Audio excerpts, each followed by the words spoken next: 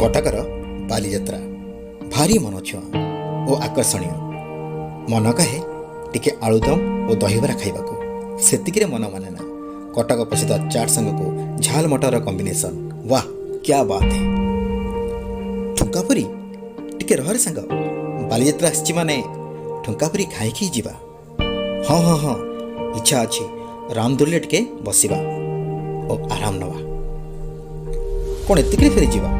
ରହମ ଟିକେ, ଚାଲ ପଲିଶ୍ରୀ ଷ୍ଟଲ୍ ଆଡ଼େ ଟିକେ ମୁହଁ ମାରି ଆସିବା। କିଛି ହ୍ୟାଣ୍ଡଲୁମ୍ ଜିନିଷ କିଣିବାର ଅଛି, କାରଣ ବାଲିଯାତ୍ରା ପରେ ଏ ଜିନିଷ ଆଉ ମିଳିବନି। ଆରେ କିଛି କର କି ନ କର, ମିଠା ପାନ ଖାଇକି ଯିବା, ମୋର ଭାରି ପସନ୍ଦ। ଏହି ହେଉଛି ଆମ କଟକ ବାଲିଯାତ୍ରାର ମହତ୍ତ୍ୱ। କେତେ ଯେ ଚିହ୍ନା ଅଚିହ୍ନା ଲୋକଙ୍କ ଭିଡ଼ ଭେଟ ଗୋଟିଏ ଦିନରେ, ହେଲେ ସମ୍ପର୍କ ଚିରଦିନର, ମନ ଆଇନା ଭିତରେ ସୀମିତ ରହିଯାଏ। ବୋଇତ ବନ୍ଧାଣ ସଂସ୍କୃତି ଯୁଗ ଯୁଗ ପାଇଁ ଇତିହାସର ପୃଷ୍ଠାରେ ଏକ ଜୀବନ୍ତ ପ୍ରତିଛବି।